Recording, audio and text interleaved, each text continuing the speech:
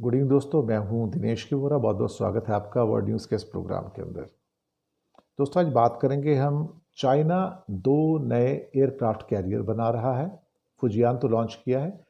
एक aircraft carrier जो है उसका न्यूक्लियर एयरक्राफ्ट कैरियर होगा और दूसरा जो है ट्रेडिशनल नॉर्मल जो डीजल इलेक्ट्रिक फ्यूजियान टाइप का है उस किस्म का होगा।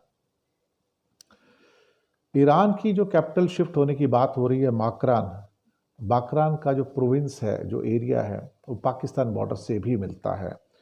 तो एक बड़ी शिफ्टिंग हो सकती है, क्योंकि तेहरान में तो पानी की कमी है, तो लोग जिएंगे कैसे? ये बहुत बड़ी दिक्कत है। इसके अलावा श्रीलंका के प्लेयर्स को वहाँ पे जब इस्लामाबाद में बॉम्ब एक्सप्लोजन हुआ है तो उनका कहना है कि हम वापस जाना चाहते हैं, और 8 प्लेयर्स ने कहा था कि हम पाकिस्तान छोड़ देना चाहते हैं। लेकिन शायद उनसे कहा गया है श्रीलंका बोर्ड के द्वारा कि आप बने रहिए वहाँ पर और हालात पे नज़र बनाए रखिए और एकदम से वापस मत आइए। अगर आप ज़्यादा इंसिस्ट करेंगे तो फिर हम आपको रोकेंगे नहीं, आप वापस आ सकते हैं। इसके साथ ही एक दो रशियन सिटीजन्स को पकड़ा गया है, रशिया के अंदर पकड़ा गया है, और जो S-400 के सीक्रेट्स चुराकर पाकिस्तान तक पहुंचाने की बात कर रहे थे। जी हाँ, ये खबर निकल के आई है और इसका खुलासा रशिया से हुआ है। मैं आपको बताऊं कि वहां पे रशियन सिटीजन्स को पकड़ा गया है पाकिस्तान के लिए जासूसी करते हुए। और इसके अलावा एक बांग्लादेश के अंदर एक और खबर है कि वहां की एक शराब कंपनी है केरू, शायद एक ही शराब कंपनी, वहां पे कोई और भी होगी तो पता नहीं, और उन्होंने $10 मिलियन का $10 मिलियन इंडिया के अंदर करीब करीब समझो तो 90 करोड़ के आसपास का उन्होंने प्रॉफिट कमाया है। लेकिन वहाँ पर तो शराब मुस्लिम्स को तो सप्लाई की नहीं जाती है, वहाँ पे तो जो हिंदूज़ हैं या फॉरेनर्स हैं उनको सप्लाई की जाती है शराब, बाकी को तो शराब सप्लाई की नहीं जाती है। तो ये भी एक इंटरेस्टिंग केस है यहाँ पर। तो आप सबका बहुत बहुत स्वागत है। नमस्कार, गुड इवनिंग, आदाब, सत श्री अकाल। पहले बात करेंगे चाइना के दो नए, क्या कहते हैं कि एयरक्राफ्ट कैरियर। एक तो उसमें टाइप 004 है जो कि 1,10,000 टन का न्यूक्लियर पावर्ड एयरक्राफ्ट कैरियर है, और उसके साथ एक और ट्रेडिशनल, जैसे कि अभी फुजियान लॉन्च किया गया डीजल इलेक्ट्रिक, वो भी सुना है उसका काम शुरू हो गया है। अब न्यूक्लियर प्रोपल्जन का जो इस्तेमाल किया जा रहा है, ये पहली बार चाइना की ओर से nuclear powered aircraft carrier 004 1,10,000 ton की कैपेसिटी का अमेरिका के लिए बड़ी चुनौती होगा। फुजियान के समुद्र में उतरने के एक हफ्ते बाद ये सारा का सारा काम शुरू हुआ है, और इस समय कम से कम एक और डीजल इलेक्ट्रिक एयरक्राफ्ट कैरियर के ऊपर भी काम शुरू होने की बात की जा रही है, जो 005 होगा शायद। सैटेलाइट पिक्चर्स आई हैं डालियान शिपयार्ड के अंदर, उससे पता लग रहा है कि हाँ, एक रिएक्टर कंटेनमेंट की जहाँ जो स्ट्रक्चर्स हैं वो देखे गए हैं। इससे लगता है कि ये एक न्यूक्लियर पावर्ड एयरक्राफ्ट कैरियर होगा, और इस किस्म की स्ट्रक्चर मोटे तौर पर अमेरिकन एटॉमिक एनर्जी से जो चलने वाले सुपर कैरियर्स हैं उनके, जैसे जेरल्ड आर फोर्ड है जो सबसे बड़ा है। तो एक्सपर्ट में इस बात में एग्रीमेंट है कि हाँ, ये तो न्यूक्लियर रिएक्टर ही है, इसके अलावा ये और कुछ भी नहीं है यहाँ पर। और कई लोग कह रहे हैं कि ये कोई एक्सपेरिमेंटल मॉड्यूल भी हो सकता है, लेकिन टाइप 004 जो है वो एक किस्म से जो फोर्ड टाइप के जो एक एयरक्राफ्ट कैरियर्स हैं, या फ्रांस की जो नई पीढ़ी के जो एयरक्राफ्ट कैरियर हैं, ये उससे काफ़ी हद तक मिलता जुलता इनका सारा स्ट्रक्चर जो है नज़र आ रहा है। इसके ऊपर अमेरिका की नज़र भी लगी हुई है कि अल्टीमेटली ऐसी क्या क्या टेक्नोलॉजिकली चीज़ें जो हैं वो चाइना बना रहा है। और चीन ने अभी जो ये चौथे का काम स्टार्ट किया, और पांचवे का काम भी जो है वो भी ऑलमोस्ट स्टार्टिंग की स्टेज में आ रहा है, हालांकि अभी उसकी पिक्चर्स कोई ज़्यादा मिली नहीं है। चाइना चाहता है कि पूरी दुनिया के ऊपर अगर राज करना होगा तो उसकी नेवी स्ट्रांग होनी चाहिए, और उसका जो टारगेट है वो अमेरिका को क्रॉस करने का है। जो कन्वेंशनल फ्रिगेट्स जो हो सकते हैं उसमें तो उन्होंने काफ़ी महारत हासिल कर ली है, लेकिन अदरवाइज़ अगर देखा जाए तो कोशिश सारी की सारी इस समय ये चल रही है कि ट्रेडिशनल जो एयरक्राफ्ट कैरियर्स हैं वो भी रहें उसके अंदर, और जो न्यूक्लियर पावर्ड एयरक्राफ्ट कैरियर्स हैं वो भी वहाँ पर रहें।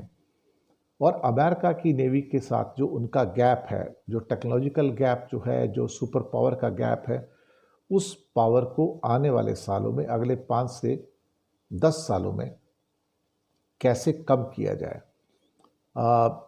जो इससे पहले के जो 2 एयरक्राफ्ट कैरियर थे, लाइनिंग है थे और एक शेडोंग थे, उसमें कैटापुल्ट टेक्नोलॉजी यूज़ की गई थी एयरक्राफ्ट को उतारने के लिए और टेक ऑफ के लिए। इसमें जो ई मॉल्स की टेक्नोलॉजी फुजियान के अंदर यूज़ की गई है, basically that is electromagnetic aircraft launch system है, जो अमेरिका यूज़ करता है, जिसको भारत ने भी डिमांड किया है, लेकिन अमेरिका ने अभी तक भारत को वो दिया नहीं है एक्चुअली, और देने के इरादे भी नहीं लगते हैं। तो अभी टाइप 004 में जो टेक्नोलॉजी आ रही है वो जेरल्ड और फोर्ड के या यूएसएस निमित्ज जो है उसकी जो टेक्नोलॉजी है उसके साथ मेल जोल वाली टेक्नोलॉजी है। इससे साउथ चाइना सी के अंदर उनका प्रभाव बढ़ेगा, उनका प्रभुत्व भी बढ़ेगा, और साथ में इंडियन ओशन या पैसिफिक ओशन के अंदर भी उनका एक बड़ा जो है इन्फ्लुएंस जो हमें देखने को मिलेगा। तो चाइना दरअसल अमेरिका के बराबर आने की कोशिश कर रहा है, और उसके पास जो स्पीड है, क्योंकि 3.5 साल में फुजियान को खड़ा कर देना, इंडक्ट कर देना नेवी के अंदर, ये अपने आप में एक अनप्रेसिडेंटेड विक्ट्री है, क्योंकि 3.5 साल के अंदर तो कोई भी कंट्री जो है एयरक्राफ्ट कैरियर बना के खड़ा नहीं कर सकते, लेकिन चाइना ने उसको किया है। ये अपने आप में एक बड़ी सफलता आप कह सकते हैं। इसके बाद अगली खबर पे आते हैं कि तेहरान अपनी कैपिटल वास्तव में शिफ्ट करने जा रहा है, और उसके ऊपर पूरे ऑलमोस्ट अब मोहर लगने जा रही है कि माकरान, जो कि पाकिस्तान बॉर्डर के साथ होगा, जो प्रोविंस है, और अगर यहाँ पर और थोड़े दिनों तक या कुछ हफ्तों तक या कुछ और टाइम पीरियड तक बारिश नहीं होती है तो फिर तेहरान से लोगों को शिफ्ट किया जा सकता है, और माकरान के अंदर एक नई, माकरान समुद्र तट के साथ लगा हुआ एरिया सारा, वहाँ पर ये कैपिटल बनाई जा सकती है। 1796 के अंदर आगा मोहम्मद खान काजार, जी हाँ, आगा मोहम्मद खान काजार ने तेहरान को कैपिटल बनाया था, और अब पानी बचा नहीं वहाँ पर, तो एक किस्म से कहा जाए तो बिना पानी के तो सब सूना ही सूना है, और कहा जा रहा है कि तेहरान को पानी बाहर से मंगवाना पड़ सकता है, कि लोग बाहर निकलने की तैयारी करें। 1 करोड़ की पॉपुलेशन है, भाई कहाँ लेके जाएंगे 1 करोड़ लोगों को? वहाँ पे उनके मकान हैं, दुकान हैं, ऑफिस हैं, मल्टी स्टोरी बिल्डिंग्स हैं, सब कुछ वहाँ पर है, तो क्या सब बर्बाद हो जाएगा क्या वो?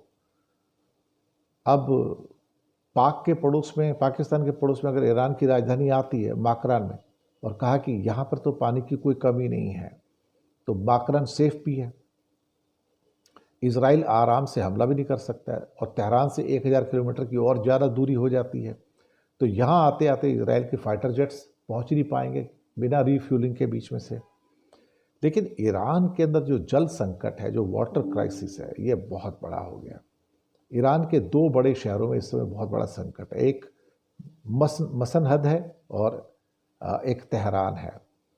तेहरान का जो आखिरी जो वाटर सोर्स है अब वो भी सूखने के कगार पर है, मुश्किल से 10 दिन का पानी बचा है, तो अब क्या करेंगे लोग, कहाँ जाएंगे? शायद क्लाइमेट चेंज का एक बहुत बड़ा असर हमें यहाँ पर देखने को मिल रहा है।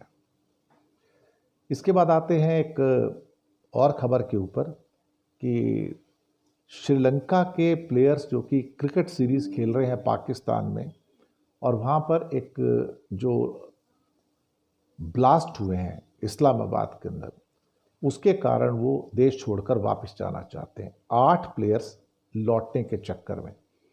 लेकिन श्रीलंका बोर्ड ने कहा था पहले कि हाँ हम नए 8 प्लेयर्स भेजेंगे, लेकिन अब उनसे कहा गया कि आप कोशिश करो कि वहाँ पे रुको आप, और आप वापस मत आओ, और आपकी पूरी की सुरक्षा की जो गारंटी है वो पाकिस्तान लेगा, अब सुनने में आया, जो लेटेस्ट खबर ये है कि शायद ये प्लेयर्स जो हैं ये वापस नहीं आएंगे और वहाँ पे जो इंक्रीज सिक्योरिटी होगी उस सिक्योरिटी नेटवर्क के बीच में वो खेलेंगे।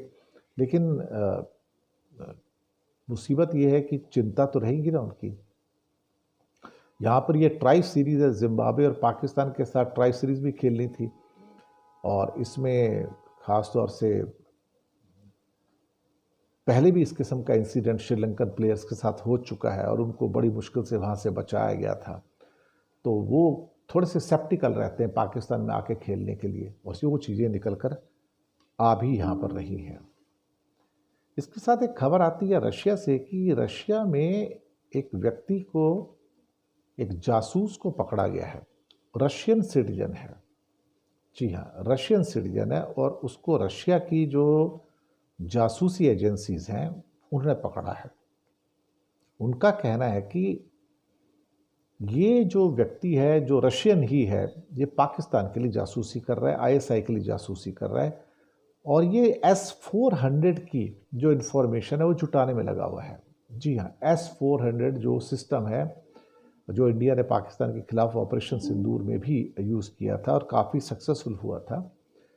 ये दरअसल एक किस्म से कहा जाए तो उसकी जानकारियां जुटा रहा था, और मॉस्को में जो पाकिस्तान एम्बेसी है उनका कहना है कि रूस का ये जो इल्ज़ाम है ये गलत है, बिल्कुल हमने ऐसा कोई काम नहीं किया है और ना ही हम ऐसा कोई काम करते हैं। ये तो एक है, लेकिन रशिया के अंदर जो सेंट पीटर्सबर्ग में एक जो रशियन सिटीजन को जिसने गिरफ्तार किया वो रशिया की एजेंसी है, और उनका ये कहना है कि वो व्यक्ति जो है कुछ खास किस्म के हेलीकॉप्टर्स के और S-400 की जो सिस्टम्स हैं उनको चुराने की कोशिश कर रहा था, और ये पाकिस्तान के लिए कर रहा था।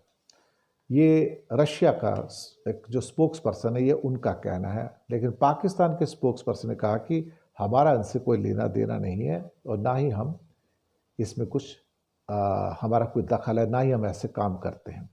तो दो डिफरेंट वर्जन निकल के आए हैं, लेकिन यहाँ पर जो रशियन पकड़ा गया सिटीजन वो रशिया के द्वारा ही पकड़ा गया, उन्हीं की खुफिया एजेंसीज के द्वारा पकड़ा गया है।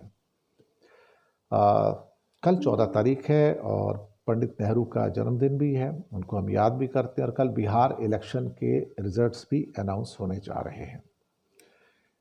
मुझे लगता है कि 10 से ज़्यादा जो एग्जिट पोल्स आए हैं उन सभी ने एनडीए को मेजॉरिटी दे दी है। 150, 160, 180, एक ने तो 209 तक दे दिए, एक ने 186 दे दिए हैं। अब देखिए अलग अलग किस्म के दावे हैं, काउंटर दावे हैं, इल्ज़ाम हैं, काउंटर इल्ज़ाम हैं। कभी कभी समझ में नहीं आता कि रिज़ल्ट क्या आएगा। ये तो कल जब सुबह जब रिज़ल्ट्स आने शुरू होंगे और हम देखेंगे कि भाई आखिरकार चल क्या रहा है, तो तभी पता लगेगा कि हाँ हालात किस किस्म के हैं।